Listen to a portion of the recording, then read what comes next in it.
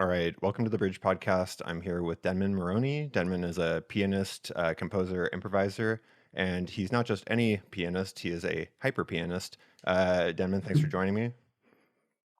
Thank you for having me on. No problem. So with the hyper piano, I assume that the answer is going to be yes, but I like to ask basically all my guests if they drink coffee. Just it helps me fill out my sense of who they are on a sort of visceral level. Do you drink I coffee do at all? I do drink coffee. Not only do I drink coffee, but I recently bought myself an espresso machine. Excellent. I decided that I had reached the age where I deserved a good coffee machine, and it's a DeLonghi. There's a commercial for DeLonghi, uh, and I have it every morning and at lunchtime. I don't have it in the evening. Excellent. I usually have 2 cups in the morning and one at lunch. I Do try you to stick it to that, Do you do like unless I just have a normal gig. espresso or Americanos or cappuccinos? Or Uh, at lunchtime, I drink cappuccino, which the DeLonghi can do. And at breakfast, I drink um, allongé, they say in ooh, French, which means weak espresso. In interesting. other words, I measure up 1 cup and then I press the 2 cup button. So I get, a watered down espresso. That's awesome that you mentioned the Allongé.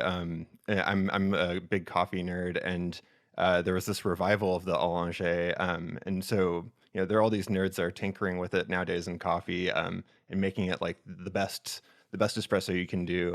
So it's awesome to hear that that's what you do. um, I guess coffee is getting to be really nerdy, like beer, right? Like mhm. or wine. Where I live is a wine growing region, so there's lots of uh, vintners around and lots of vineyards everywhere, which is beautiful. And the local wine is very cheap and very good. You can get it in a big box and tastes good. Excellent, cool. All right. Well, now I know your coffee habits and a little bit about your wine habits. I suppose we can talk about some music stuff. So I'm fascinated by your hyper piano, and I just recently came across the writing that you did on your website about temporal harmony. Um, Mhm. and so with the hyper piano, I came across a different version of this from William Sethers, and I'm curious, have you heard of any other people doing a hyper piano by that name or a similar name? Uh, Sethris is the first one who uses the first one I've heard who uses that name. Todd Mackover talks about hyper violin and maybe hyper other instruments, although I've never actually heard him say hyper piano. I don't know him personally, so I don't know. Gotcha. Yeah, the Sethers one is essentially like a whole other instrument, and I Yeah. was intrigued to see that you have the same term. When did you come to the prefix Yes, I hyper? I I considered, trying to trademark it or something, and I figured, oh, nobody else is ever going to do it, and now I find that he's done it, and I'm like, oh, well, I never trademarked it, so I can't sue him. But I actually came up with the word hyper piano because at first I was calling it uh, unprepared piano just to distinguish it from cage. And then I found out that people were using unprepared piano to refer to pianos that were not prepared at all, right? Interesting. And I mean, and mine wasn't prepared either, but I was doing things to the strings. I liked the idea of being able to manipulate the sound and then play straight also, to Hmm. have the full palette available, which of course you don't if you follow Cage's instructions and wire it up completely. The other little detail that I found, I forget where I read this, but I read that when Cage composed the sonatas and interludes for prepared piano, he did it on a Steinway O, Hmm. which is a kind of Steinway that has been supplanted by the A, I think, and it's a little shorter than an A. And I don't remember when they stopped making it, but quite a while ago. And it happens to be what I have. I have a 1918 Steinway O.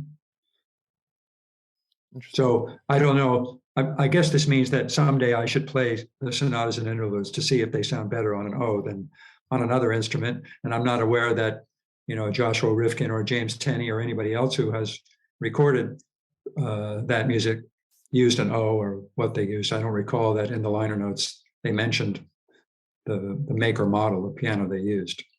Gotcha. Interesting. Do you happen to know that? You wouldn't know that probably. No, You, I'm not very versed on piano types, but uh, okay. so what's the main difference between these different pianos? Like the size of it, or? The size, the length of the string, the layout of the plate and the frame, which changes the access or not that you have to the strings. I Gotcha. think I wrote in one of my papers that from a standpoint of string access, the perfect piano would be one that's straight strung. And I've only encountered one straight strung piano in my life. And it didn't sound very good because it wasn't very big, and to make a straight strung piano that sounds as good as a Steinway D, it would have to be, I don't know how much longer, maybe a third longer, Interesting. So that's why they don't make them that way. Gotcha. Interesting. So I mean, it's interesting. I think that people would assume that there's something very similar to Cage with what you're doing, but it's more like you have these tools, and they look very commonplace. Like it's like jewel CD cases and like things that are being repurposed. And I saw a video where you called them hyper objects, and I know that there's like some sort of like high intellectual I term. did. I think so, yeah. I was Well, curious though, were you like, was that just a natural set of tools that you collected over time, or like, what was the sort of journey from going as a non-hyper pianist to a hyper pianist? well, playing inside the piano began for me when I was a student in college, and I was working as a busboy, and I had a tray full of utensils, and on a strange whim, possibly induced by what they call stupéfiant here in France, I dumped the whole thing into the piano and started playing. And of course, it was very noisy. And then I started sticking them between the strings, and that was kind of cool. And so that was the beginning. And then when I went to graduate school, I went to Cal Arts. I was invited by some other students to play a piece by Karl-Heinz Stockhausen called Kurtz Villain, which is the German word for shortwave. And it's an improvised piece in which there are four players, and each player is supposed to divide his time between his instrument and a shortwave radio. And when he plays on his instrument, he's supposed to imitate shortwave radio sounds. And from my perspective, the most interesting shortwave sounds were the ones that you would find between stations, which were like, oscillators, portamento oscillators. And I'm like, well, how do I do that? Do I have to just play chromatic scales? That's not very interesting. Right. And so I went to the percussion department, which at that time was run by a wonderful man named John Bergamo. And he happened to have a glockenspiel that had been disassembled. So I asked him if I could take some of the keys to use as slides, and he said, sure. So I did, and that's how it started. I started using glockenspiel keys. Eventually, he wanted those back. So then I had to have keys made. And subsequently, I had learned that glockenspiel keys, I forget what they're made of, maybe platinum. Anyway, they're or steel. That's harder than the winding on pianos. So it's a better idea to get a softer metal. So I had copper bars made at a metal shop. And the ones that I have now have holes in them, but that's only because they were originally made for some electrical purpose, and maybe there were wires going through the holes or something, I don't know. And I just had them cut to size. Interesting. Now I know that you play with like Mark Dresser and Michael Desson, and they both seem to be doing their own hyper instruments of sorts, like with the digibone and the like pickups and stuff that Mark puts in his fretboard. Do you feel like this type of instrumentalist attracts other types like this, or how did you encounter people? Oh, sure. I mean, there's a whole thing, extended techniques that started a long time ago, 100 years ago, I'm sure. And so people who use extended techniques are attracted to, tones outside the 12. And so there's a kinship there automatically. And I first heard Mark Dresser at the old knitting factory in New York. He was playing with Anthony Braxton and Marilyn Crispo and Jerry Hemingway. And I just went up to him afterwards and said, "Hey man, I'd like to play with you. And I handed him a cassette. And to my surprise, he called me up, and said, "Yeah, let's play." And so we did a concert at PS1 that, from both of our perspectives, was a great success. And so we started playing together, and we met once a week for years and years, to just work on stuff and compare notes and find the sounds we had in common and try to develop those and see where they went and figure out what they meant formally and acoustically and, emotionally. And so I became his piano player for a long time. Awesome. Yeah, I mean, it must be great to have somebody that can play your stuff and vice versa like that. I mean, getting into your ideas of like, temporal harmony and pulse fields, like I've always struggled to get people to play what I write out. And I mean, maybe I should be better at playing it myself, but I envy somebody being able to play all that type of material. I'm curious, are there any hyper guitarists or, something along those lines that you're aware of? Anybody in the guitar world? Sure.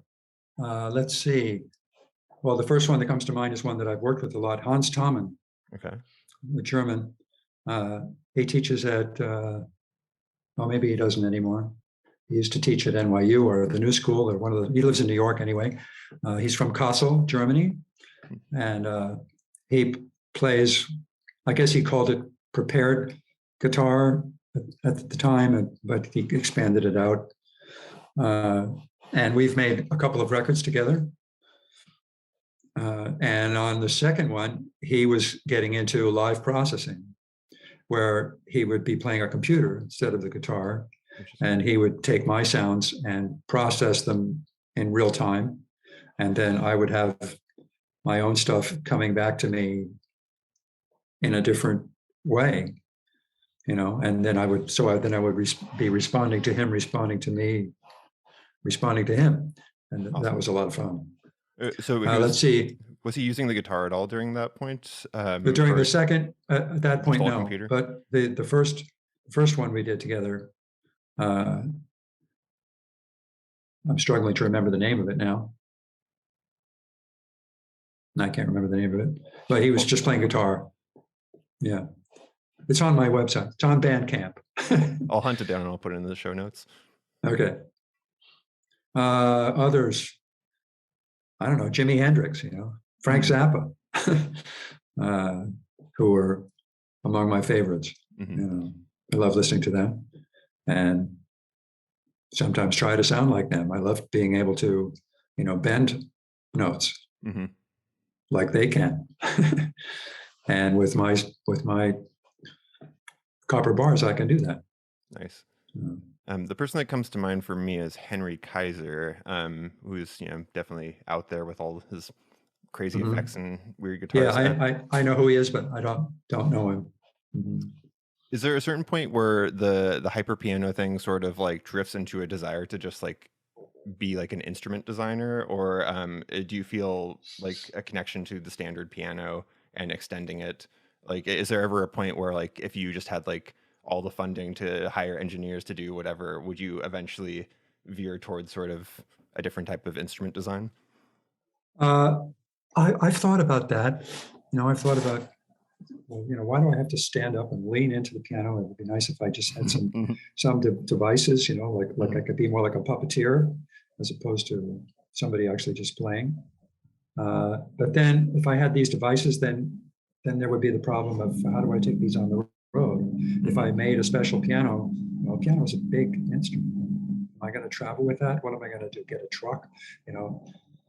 One of the nice things about the piano is that you go wherever you go, there's an instrument there. That is, if there is one. Of course, that's another problem. That the pianos are kind of an endangered species. when you perform and you do hyper piano stuff, is there ever any pushback from like the venue in terms of like you Yes. regularly, Yes. it sounds like? Well, I mean, I have letters which maybe they're posted on my website. I have a letter from my piano technician that says that what I do is benign, and I have a letter from Steinway that says it's okay to, some Steinways have a bar that can be removed, that's tied into the plate or screwed into the plate, and I have a letter from Steinway that says it's okay to take that out. As long as it comes out easily. If you unscrew it and it comes right out, then you're cool. And if you unscrew it and it won't come out, that means it's probably doing something important and you should leave it alone. So I have that, but it persuades some people, and others are like, no, I'm not going there. In those events, So yeah. do you sort of just revert to standard piano and lean into like the Yeah.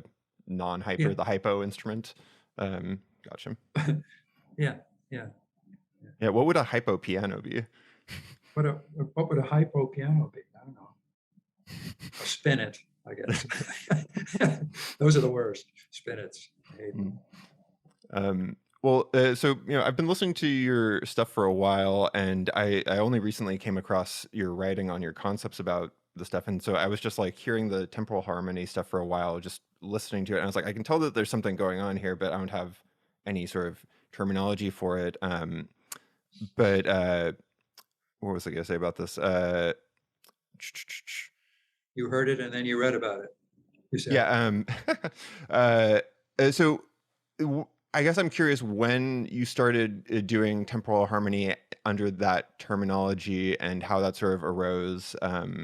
Because I think a lot of people have had that idea, but they haven't really like fleshed it out or figured out how to improvise based on those types of lattices or anything like that. So when did the idea come about to you? I don't know when I came up with the phrase temporal harmony, but certainly I started thinking about polyrhythm Hmm. as a very young person, like as a teenager when I first got into jazz and was listening to uh, people like Tony Williams, uh, just blanking on his name, John Coltrane's drummer, Oh, Elvin Jones. Elvin Jones. Yeah, those people could play polyrhythms like crazy. Hmm. And then I started to study the music of Charles Ives, which is full of polyrhythms. He even later in life wrote something that he called the Universe Symphony, which had 50 layers of time going. Hmm. Uh, and then I was exposed to the music of Olivier Messiaen, who talks about, what was his phrase for it? Non-retrogradable rhythms is one of them. Oh yeah. And that's a sort of an awkward phrase that means palindromes, Hmm. which is what all pulse fields are. Exactly. Yeah. Right. The simplest illustration would be 2 against 3, which is 2, 1, 2. Dun, dun, dun, dun, dun, dun, dun, dun. Hmm. 1, 2, 1, 1, 2, 1, 2, 1, 1, 2, 1, 2. That. And expand that out as far as you want, and they're all palindromes. And then I started thinking about, and maybe this had to do with reading Helmholtz Mm. or something, finding out about monochords and about the harmonic series and stuff like that, and then learning about the undertone series. And I guess maybe I first learned about the undertone series from Dresser, Okay. because he was getting undertones off of his bass. Interesting. And Okay. for those of your viewers, listeners who don't know what the undertone series is, it's just the reciprocal of the overtone series. So instead of 1, 2, 3, 4, 5, 6, it's 1, 1/2, 1/3, 1/4. And that's how I build that's what, to me, what temporal harmony is about. So if you do, 1 and 1/2, you're talking about a note and the octave below that. Mm-hmm. And if you do 2 against 3, that's the second undertone and a fifth below that. So if C is the first, then C below, an octave lower is the second, and F below that is the third, then C, then A flat, then F, then D. So there's a kind of a minor vibe to it. And these things expand out in time much more than overtones, right? Which all basically, if you do 2 times, it happens in the space of 1. If you do 3, it happens in the space of 2, and so on. But the undertones, you can stretch it out, and it becomes more, has more formal possibilities to me, anyway, as well as acoustic possibilities. I was always under the impression that the Undertone series wasn't like an actual natural phenomenon. But you're saying that Mark was getting it on his bass. Am I wrong about that? Like, is there actually a physical? He was. I think he first was getting it using what he called his bungee cords, which were like pieces of wood with ridges in them that he would use instead of a bow, and you could get the undertones that way. But again, you should have him on your show. He could talk about these. Apparently, they happen underwater also. Interesting. Undertones. Huh. So fascinating. And they're also, I think you come upon them in heterodyning. Now, this is gonna make it sound like I know something about electronic music, but I really know next to nothing about electronic music. But in heterodyning, there are these artifacts that result from difference tones and things like that, which are analogous, if not equivalent, to undertones. Gotcha. Okay. Yeah. I think about them more rhythmically than harmonically. Although sometimes I might, if I want to make a piece in 3 against 4 against 5, I might do it in F minor, because that chord is in the series and it's early in the series. So in Helmholtz terms, it's consonant, right? Interesting. When I was younger, I was a big like George Russell guy, and I was always like waving this like Lydian flag. Lydian everything was like super important to me. But then like as I got more into Helmholtz or like Parch and like Ben Johnston, and realized that there's like this very fundamental sort of 7th chord that comes out of the harmonic series. I feel like I recently realized maybe the sort of like plagal like 4-chord dominance of a lot of music has to do with the undertone series, because it's kind of like when the overtones get you a chord, it gets like some sort of dominant 7, but then going the other way, it's like an F minor triad or something like that. So it's like it's kind of that perfect minor 4-chord. Do you? I never thought of that. That's an interesting idea. Do you think that might? Yeah. The Lydian chromatic concept, as I recall, was basically hung on the idea that F sharp is closer to a note in the harmonic series than F natural is in the key of C, right? So therefore, you should play in the Lydian mode, which gives you the F sharp. Yeah, I think I like that scale. I'm cool with that.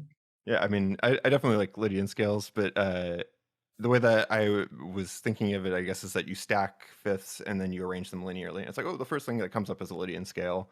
But I don't know. I kind of like the idea of undertone series having like a generating role in harmony like that.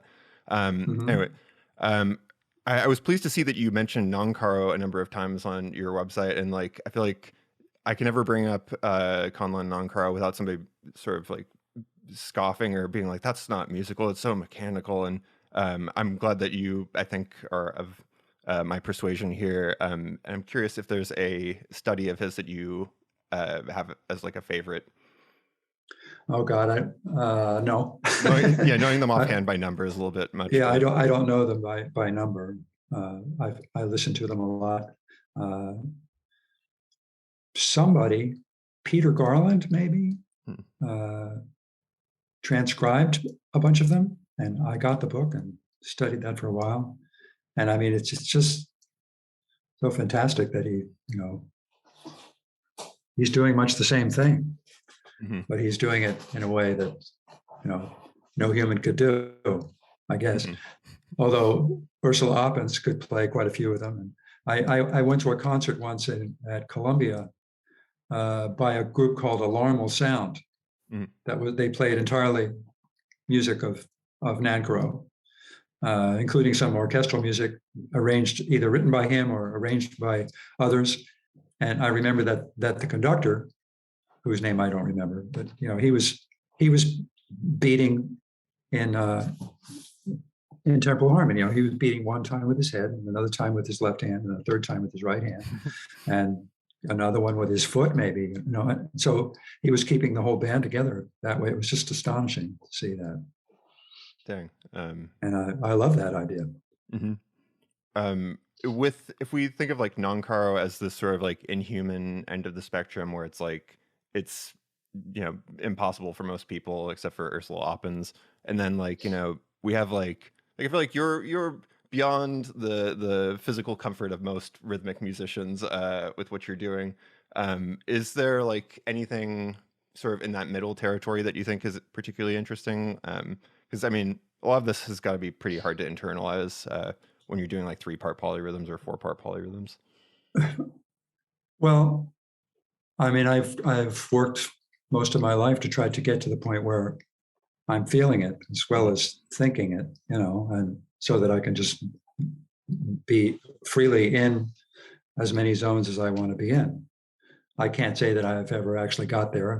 I mostly resort to playing patterns that I learn, and then hope that the listener can relate to it. And I call it temporal harmony to distinguish it from polyrhythm, because in polyrhythm, there's never any doubt what the beat is, right? And the polyrhythm is the other beat that's against the one that you're hearing, right? So you hear it as, oh, okay. And my idea is that you can choose any one of the beats that my band or I am giving you, and let that be the one that to which you relate all the others. Or then ultimately you might get to where you can hear several and hear them independently, so that's kind of a musical version of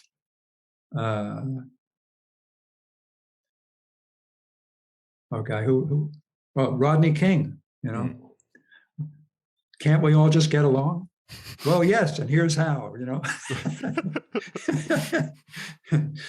we can have all the beats going. So we get along through pulse fields. Right. Is there like let's say that you were just starting to practice this stuff, and I imagine that there were like a few like landmarks along the way where you like were like, okay, this is, I mean, I'm imagining a lot about what your experience was like in like internalizing these, but like, do you feel like there was ever a point where you like leveled up and it's like, okay, now I have this new facility, like because most people I feel like don't have a sense of what it would be like to manage that. So did you go from like I have the concept to like now I'm like ingraining in my mind, and like now I can like sort of forget about it? Like I don't know, how did what would you describe the development of your facility with the pulse fields like? Well, it's a constant dance between those two things, and once you get something down, then it's like, okay, what's the next one? What else can I do?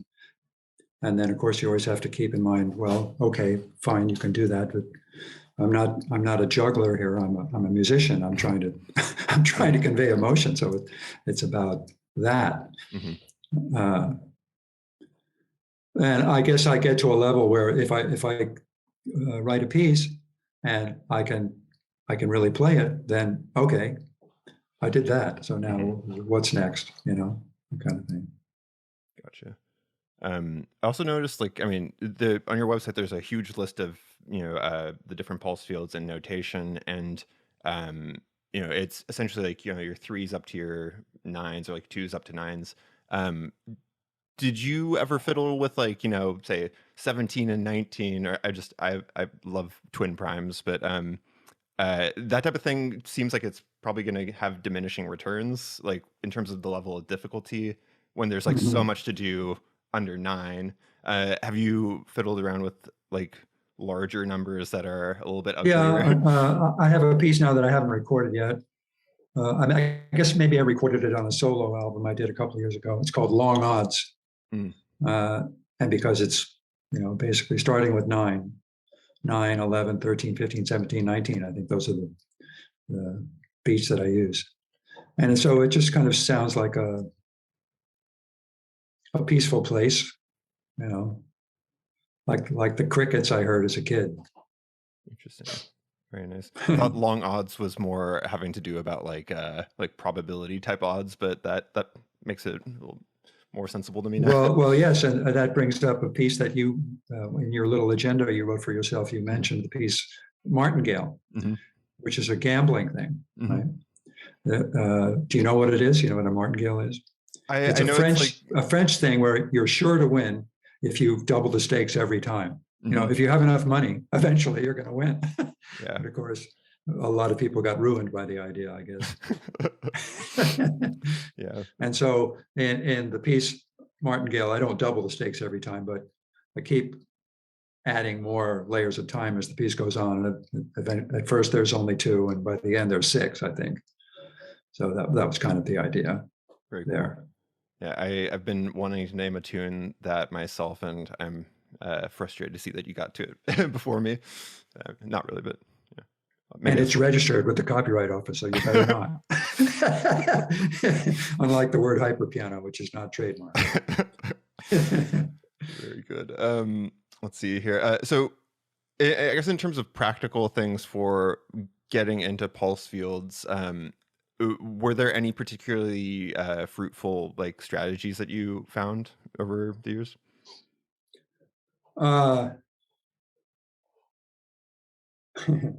You know my name, it is the Count. Remember that? From Sesame Street? Because I really love to count. I count the spiders on the shelf. When I'm alone, I count myself. It's not I count in a pulse field, is it? slowly, getting faster. 1, 2, 3, 4, 1, 2. I love counting. You know, so that's how you do it. You know, you have to count. Just So like if you're counting 2 on 3, you can count 1, 2, 3, 4, 5, 6, or 1, 2, 3, 4, 5, 6, and you learn to hear each one in terms of the other, right? Which is why in those post fields that you mentioned that are posted, each field is expressed in terms of each of the pulses involved. By the way, I should interject here that I had not thought of the phrase pulse field to describe these things. It was my friend Earl Howard who gave me that phrase. Do you know that name, Earl Howard? I don't know. He's a brilliant saxophonist and computer musician. Lives in New York. Awesome. I'll have to look him up. He was one of the people that I played Kurtz Villain with. Is that the Stockhausen? The Stockhausen piece, yeah. Very cool. We were students together at Cal Arts. Interesting. Well, anything I should look into him by him? So I guess that's the key to your question, is that to learn to hear any pulse in terms of any other pulse. That's the idea. Gotcha. And when you can do that, then you can kind of hear them independently, right? Mm-hmm. Do you find that like you would write pieces as a way to like practice it, or did pieces sort of emerge out of practicing these fields? Or I mean, is there any sort of like feedback loop there? Like I started messing around with this type of stuff a few days ago, just like trying to make etudes for myself, and you know, something that looks easy is just like, damn, this is so hard to internalize. So I'm curious how you went about material and like repertoire for that. I don't know. My best pieces come to me from I don't know where. You know, they just appear one day. You know, I just start, oh, okay, there it is. You know, and then others are labors. What is it? Who was it? Stravinsky, I think, who said that composition is 1% inspiration and 99% perspiration. My best pieces are the ones that are mostly inspiration. Gotcha. You know? And then there's plenty of others that I'm proud of that were a lot of work. You know, or I might have an idea that, oh, that would be cool if I could do that, right? And so then I have to set about learning how to do it. And then once I figure out how to do it, then it's like, okay, is there a piece of music here? Can I say something with this? And sometimes the answer is yes, and sometimes not. No. And if it's no, I might put it aside and maybe years later, I'll think, oh, I remember that. I can do that. I could use that. You know. Mhm. Are you a out of curiosity like a manuscript paper guy, or do you write most of your stuff on the computer, or Well, I write exclusively on Finale now, nice? and before that, I used Sibelius. Uh, and Sibelius was bought out by somebody, and they stopped updating it. So then I switched to Finale.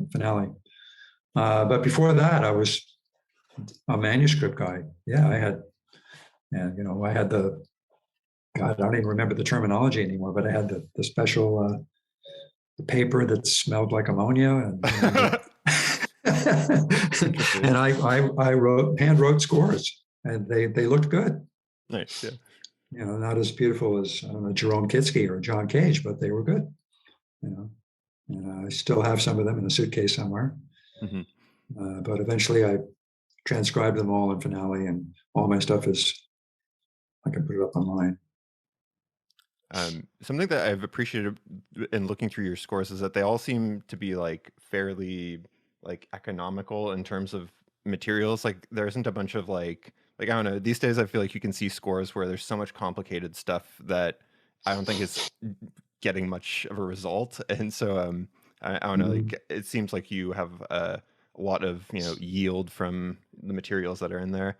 Um, so with the pulse fields thing again, I'm curious. Like, would you ever just like use a drum machine and like let it go and try to like forget about it or anything like that? Like, do you Oh ever? well, I bought an Ensoniq Mirage when that was the first, the first cheap sampling machine, Mm, basically. The first cheap sampling keyboard. Before that, you had to have a synclavier, which cost a fortune. mhm. But then the Mirage came out, and you could get that for $1,200 or something like that. And I bought one of those, and you can put a pulse on, sample a pulse, and then if you play it, if you transpose it up an octave, then you have all your pulse fields. So you can just hold a major triad and hear what it sounds like, Oh, in terms of interesting. rhythm. And sometimes when I explain undertone series or temporal harmony to people, I talk about how it's as if you had a piano that had, another 8 octaves below the 8 that are there, right? And when you get to you don't have to go very far below the lowest note on the piano. I forget what would it be? 440, 220, 110, 55. I guess it's Sounds about no right. 22 and a half, I think, is the lowest A on the piano. Right. If you go another octave below that, you don't hear a tone anymore. You hear a beat. Hmm. Right. Totally. So uh, pulse fields are just chords that are too low for the human ear to hear as such. Hmm. So there's harmony there, hence temporal harmony. And you're doing the Anyway, undertones. back to the Mirage. You could just, you could play any interval and hear what the frequency relationship was. Hmm. If what you were hearing was not a tone but a beat. Hmm. You know. Um, when you're doing this with the undertone series, like it's occurring to me that you could do it with the overtone series, essentially with like tuplets, and just it would be dividing. Um, and so what am I asking about this? I guess I'm curious. Do tuplets ever work their way into your music? Because you seem to be getting a lot of mileage out of like the multiplying, but do you ever do the divisive? Um, yeah, yeah. So playing pulses is just the beginning. Hmm. After that, it's like, okay, how do I play rhythmic cannons? Uh, and, and so, in order to play a rhythmic canon, you need to be able to if you want to play a triplet rhythm Hmm. in 3 against 4 against 5, then you have to use triplets as well. Right? Uh, so yeah, I do that, and I guess the piece that I did that's well, a couple that address that issue, and one is called Fowler's Blues. Uh, Fowler is my middle name, so that's where that comes from. Gotcha. Uh, and it's a triplet rhythm. right? And since a triplet rhythm is very close to swing, then you're getting to where you can swing in temporal harmony, Mm-hmm. which is something I'd really like to do because I love jazz. Mm-hmm. you know. Yeah, I guess I remember back in the day realizing that if you approached time signatures with a swing feel, then it's, if you're in 7/8 and then you're like supposed to be swinging in 7/8, then it sort of becomes 21, and then it becomes this whole complicated thing. Right, But right. excuse me.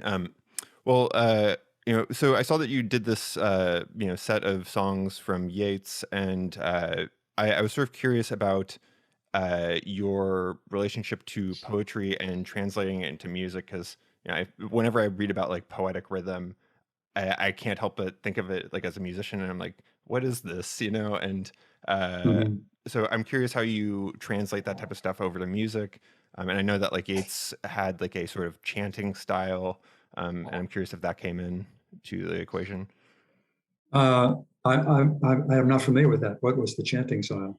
This is I don't really know either. My dad just told me about this, but I guess he was very emphatic about the rhythm, and there was this sort of song quality to it from the get go. Um, Huh, so, I mean, interesting. I don't know enough about it to like actually direct you Yeah, to I anything. didn't know that either, and yet I've set 10 of his poems to music. So. Hmm. uh, I related to Yeats because I have Irish ancestry, Hmm. and Maroney is an Irish name.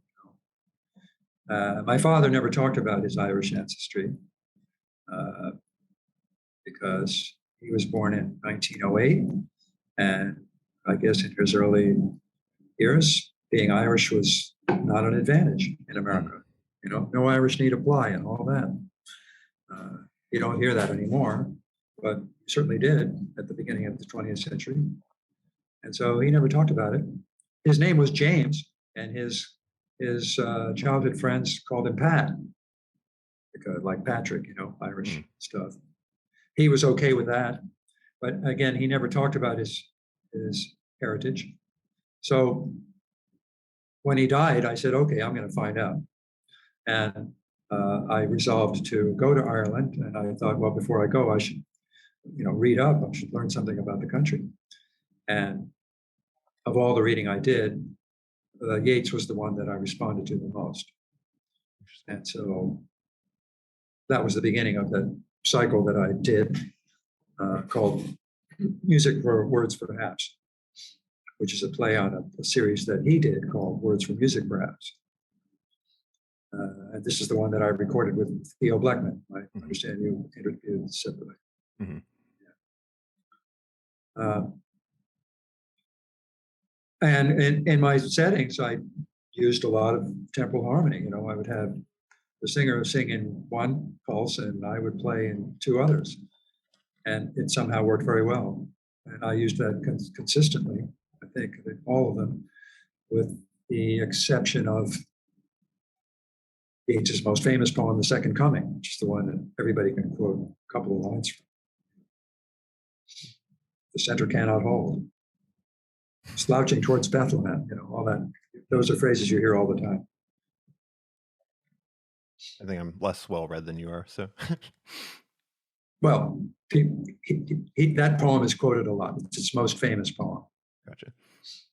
Uh, and I recently said another one that he did called Sailing to Byzantium, beautiful poem.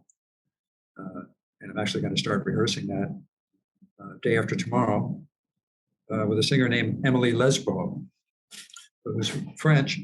I met her when she was living in New York. She lived in New York for a number of years. She's a good singer, a good improviser. Awesome.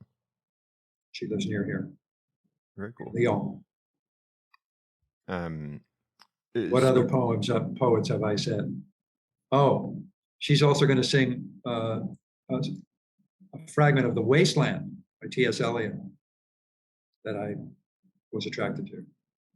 He actually wrote a piece, and then I read the poem, and I said, "Oh, that works," right? And so I put the poem in the music. It worked. At very nice. least I think it works. We'll find out today or tomorrow how well it works. So when you look at these poems, I mean, are you just sort of like taking it for what it is and what it means to you, or like do you do like any analysis of like the form and that type of stuff? Because like for me, poetry is Well, so interesting formally, but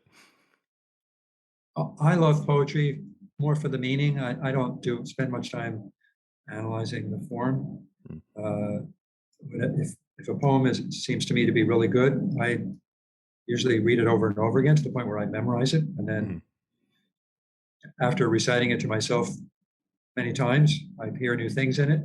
And I love that process of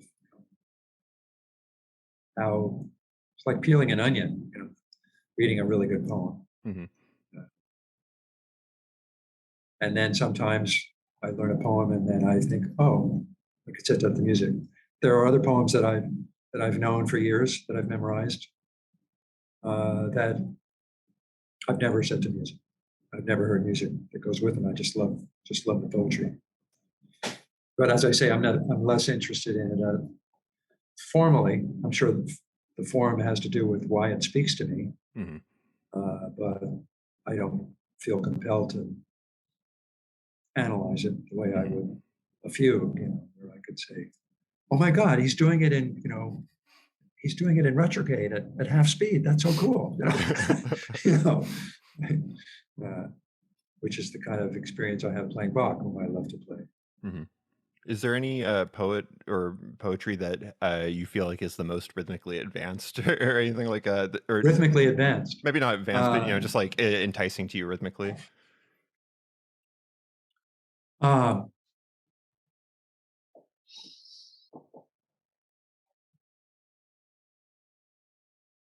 well, I guess Yeats is my favorite, but the poems of his that I like the most are the lyric poems, which is really kind of a small part of his output. He wrote a lot of epic poems too that don't really speak to me so much. And Mhm. I gather that they involved what he called automatic writing, where you just kind of let the mind go. Hmm. Uh, those, not so much. Uh, I love sonnets, and of course, sonnets have a fixed form, and I know what it is, and so I guess I respond to them on that level. Mhm. Uh, I especially love John Keats, although I've never set a Keats poem to music. I did set a Wallace Stevens poem to music once, and I love his work also. Interesting. Um, let's see here. Realizing that we're getting up on an hour here. Uh, I'm curious, so I spoke with Michael Desson and just I'm curious if you've done anything with the telematic stuff or like like I know the network connection out there might not Uh, be well, uh most of what I've done is thanks to Sarah Weaver. She has put together several ensembles of fantastic musicians, and I've gotten to work with her a bunch of times doing that. And it's usually involves people in different parts of the world, as well as people in the same room together. mhm, And uh, I've enjoyed that. But I don't know anything about the technology of it. I watched your interview with Michael because I know and love Michael, mhm, uh, and I was impressed by how conversant he is with the actual technology, mhm. which I'm not. Gotcha. Um, hmm. uh, yeah, I And mean, I would pursue it further, but as I told you, I have an ADSL connection here, so mhm, I'm not going to be doing telematics from here for anytime sure. soon. They've put fiber in the street, but they haven't hooked up the homes yet. And I Gotcha. asked one of my neighbors how soon he thought that would happen. He said, "Oh, 5 years." I don't understand that, but that's And how you it were is. in New York before France, right? Yes, Gotcha. yeah, I've lived in New York from 1976 to 84 in the city, Mhm, and then I lived in a suburb, Rockland County, which is across the Hudson up the river 20 miles, for another 35 years. And I moved to France 2 years ago, excellent. just before COVID. Wonderful timing. Um, Yeah. I mean, is there any particular reason you just wanted to live in France? Or, I mean, I'm envious of you being in a rural area of France. Uh, well, we've had this home for 20 years, and we had two homes, and eventually it was like, we don't need two homes. So why do we have two? And so then we had to choose, and the choice was easy because our home in New York, which when we bought it was quite rural, had become very urban Mm, to the point where it was kind of intolerable, so loud all the time. mhm. And here it's so quiet that, you can, it's like Cage being in the soundproof room, There's no silence really, but only because there's so much, you know. You can hear your heartbeat, you can hear your brain waves going. You know. How has that influenced your like your practice and your woodshedding and all that to be in an environment that's like peaceful like that? uh, well, it's hard to parse that out. Uh, the house is not big enough for the piano, so Okay. we put the piano in the local church, which is right around the corner, which is a big, boomy, very echoey room. Hmm. It's a church that was built in the 17th century, made of stone. It's got a very high ceiling, and so it's very echoey. And I guess that affects well. So instead of just going to the piano, with my coffee, Hmm. I have to like say to my wife, "Okay, I'm going to go practice now for a couple of hours." Right. So then I have to figure, okay, when am I going to practice today? And so I go and I practice, and when I do, I'm going to practice for 2.5, 3 hours, and then I'm going to come home, and that'll be the end of it for the Hmm. day. You know, so that my my practice rhythm has changed. Has it changed the music I write? Probably, but I don't think I could separate that from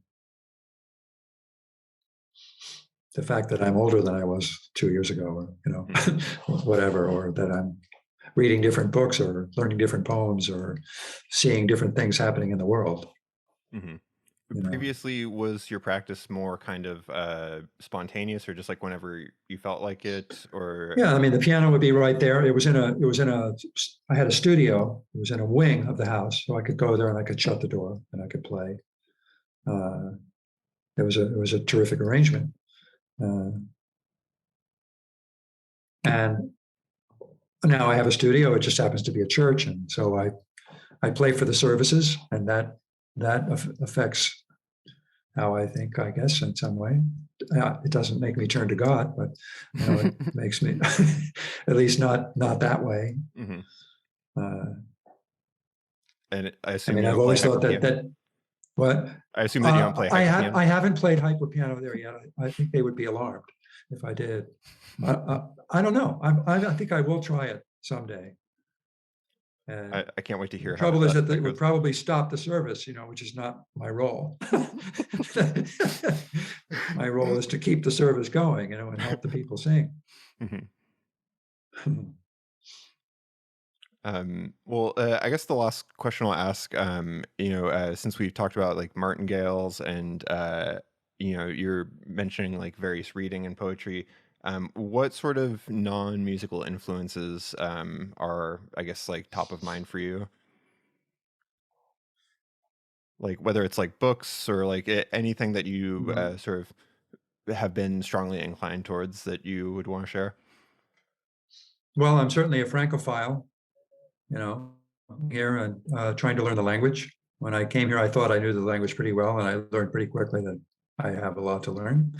So I'm trying to learn that both by meeting people and by reading French literature, uh, which I enjoy a lot. So I'm reading that. I'm currently reading Les Miserables, which is, to borrow, was it Donald Rumsfeld's? It's a long, hard slog. It's like it's like 1,700 pages long, and he uses all kinds of words that I don't know and that few people know anymore. So I stop and look them up because that's part of the point, is to broaden the vocabulary. Mm-hmm. Sort of takes me back to, trying to read difficult English literature when I was a teenager and having to have a dictionary with me all the time. Mm-hmm. So it's just like that, except that now I have my phone instead of a book to look Mm-hmm. up the words. I'm very attracted to nature, which is here in abundance. But I trace my love of music to that too, because there's so much music in nature, Mm-hmm. uh, not just, the rhythms of it, the sounds of it, uh, being in it. I get some of my best musical ideas when I'm out walking in the woods or in the mountains or whatever. Poetry we talked about, that's an abiding interest. I have yoga practice that I do. Tai Chi that I do, Tai Chi that not every day, but most days I do that, which helps to center me and keep me in shape. Mm-hmm. I have a bicycle, which I'm a serious biker, or I was until recently when I slipped on some ice and Ooh. broke 4 ribs and punctured a lung. And so it was really bad. And so I had to, when you broke ribs, there's nothing you can do except just be still for a month. So that's what I did for all of February. And I'm coming out of it now, but I still haven't got back on my bike. But before the accident, I was riding between, on average, maybe 75 kilometers a week, which is, 30, 40 miles. So I was pretty serious about it. Nice. And I love that.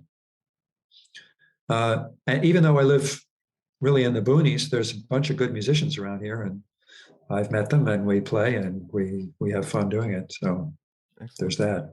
That's not non-musical, obviously, but it's great that there are people around who are good. Are there any French composers that you're particularly fond of? Oh yeah, I mentioned Messiaen. Mm-hmm. I love Ravel. I read a biography of him in French recently, which I was interested in. Gérard Grissier. Nice. I love his work a lot. Let's see. Boulez? Benoit Delbecq. I really admire Benoit Delbecq. He's a piano player. Interesting. I'm unfamiliar. He writes really good stuff.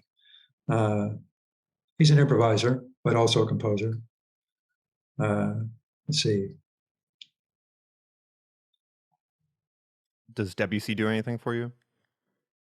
Yes. I mean, I assume that. Yes, in fact, during the confinement, I found a recording of Eliot and Melisande, which was a work I didn't know, and so I watched it all the way through a couple times, and I had the libretto and I had the score, and I got really into it, and nice. I found it a fantastic piece of music.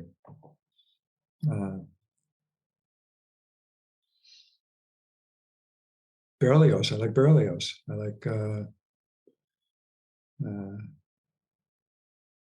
Boulez. I like Boulez. Okay, Boulez is my guy. Yeah. Total serialism. What a great idea. One composer I haven't mentioned who affected me a lot is, his name just flew out of my head as I said it.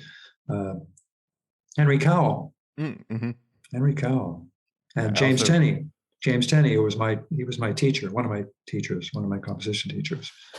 But Henry Cowell's book, New Musical Resources, I love that book. And Harry Partch's book, I like that book. Thelonious Monk, he's my favorite, my all-time favorite monk. I spoke with John Schneider, who leads the Parch Ensemble out here in LA, and he's such a deep dude that has recreated all the Parch instruments basically. Like he's basically tuned up the glass little cloud bowls and stuff. I'm not sure if you've seen that guitar, the whatever it's called, the altered guitar, and it has all these little color things on the fretboard. It's really, really interesting stuff. You play with like Yeah. a slide and Well, one anyway. of my classmates at Cal Arts was Dean Drummond, Hmm. who inherited Harry Partch's instruments, and had this band called New Band for many years, and invented some instruments himself. One was called the Zamousophone, uh, and uh, well, Partch's book also is really interesting. The Hmm. whole, and it relates very closely to the way I think about harmony. Hmm. Because it's like like the monochord, right? I know that I just said that would be the last question, but I'm sort of curious what your thought is on this. So I was interviewing a microtonal guitarist, and he basically asked if I do microtonal music, and I was like, no, but at the same time, the stuff that I do in the rhythmic domain is essentially microtonal. It's just very, very, very, very slow microtonal music. Do you feel that way about what Uh, you do? Because it's in many ways like uh, you're playing in just intonation and the rhythmic domain, right? right, exactly. Yeah, yeah. I guess I think about it that way, and also I try to. I mean, that's a big part of what hyperpiano is about, Hmm. being able to play microtones. You Interesting. I know, didn't catch that part of it. Are you doing that by just bending the string a little bit, or? well, yeah. If you just bend it, you can, and depending on where you are on the keyboard, you can cover the whole semitone, in as many increments as you like between one note and the next. And if you go more towards the center of the string and start, of course, on the piano in the middle register, you have 3 strings per note. So depending upon how you angle the tool you're using, each of the 3 strings of a given note is playing a different note. And if you increase the angle, right, if the 3 strings are like this and you put your tool like that, then you can go from here all the way to there, Interesting. right? Which makes you do that and go the other way. And you can make let's say if you're playing C, D, E on the keyboard and you have your tool over the strings of those notes, when you start doing it, it sounds like C, D, E. And when you get to here, it sounds like E, D, C, right? You can flip it over on itself and Interesting. go through every gradation in between. Very So cool. that's when I admit that when I first started doing hyper piano, it was about effects more than Hmm. anything, right? And that got old pretty quick. And so then it's like, okay, where's the music here, Hmm. you know? And then that becomes a thought process having to do with harmony. And so you figure out, like any string player would, okay, so where are the notes, and what notes can I get there, and how do I get from one to the other, and where do they lie, and all that kind of thing. Mapping that out. Problem is that you don't you because it's the piano, you can't take your axe with you wherever you go. So Right. you're on a new piano and it's a whole new ball game, Hmm. which also is part of the fun, because then, okay, oh, here's some, boy, I can't do that on that other piano I was playing the other day. I can do, this is cool. How does that work? Hmm. Very interesting. Yeah, I mean, listening to your hyper piano stuff, it's like I'm not usually a fan of people like doing dingly things in a piano, but like you've integrated in this way that like I was very impressed by, because it seems like you're in some sort of environment, like an improvisational environment where real time decisions are being made, and it's not just like you're playing with effects or making squiggly sounds or anything like that. So very cool stuff. Um, Well, a lot of time, I mean, I'm happy to hear you say that, because that's a big part of it. How do I integrate what I do directly on the strings with what I do on the keyboards, what works together. And so a lot of it is about, like, okay, wow, I'm playing on hyper piano and I'm hearing these notes, and where are they on the keyboard? Can I match them? mhm. Which is, of course, that's a well-known game to an improviser, ghosting. It's a game that gets old pretty fast, but if you do it with yourself, it can be very, very fruitful and effective. And Mhm. it's also a way to learn how to transition from one to the other, right? If you're going to go from playing on the strings to playing on the keys, that has to make sense. You can't just say, okay, I'm done with that, and I'm going to do this. But, you have to make the transition, and transitions are Mm-hmm. the lifeblood of the music. Mm-hmm. Ooh, interesting. Well, I'll let you get going here. Denman, thanks for chatting. It's been interesting to hear all your perspectives on everything. Anything that you want to plug or anything? I mean, your website's denmanmaroney.com. Right. Anything else that you want to mention before we sign off? Yeah, if you want to learn more about hyperpiano, there's an article there about that. If you want to learn more about Temporal Harmony, there's articles there about that. If you're interested in purchasing some of my music, which I would love you to do, there's a link to my store, which gives you links to Bandcamp, where most of my output is available. So Excellent. Do you hope feel like people the will best check it out. hyper piano example for somebody to start off with is 00, or is there anything else recording wise that you feel like? Well, there's 00, and then there's also hyper piano studies, which is something I did recently, Cool. which is taking one technique and making music out of it, which I do with like, I forget how many tracks, 12 or 15. Very cool. Awesome. Cool. Well, Denman, thanks so much for talking to me. And I'll let you know when this is up. Thank you, John. I enjoyed talking to you as well. Awesome. Have a good night. Yeah, you too.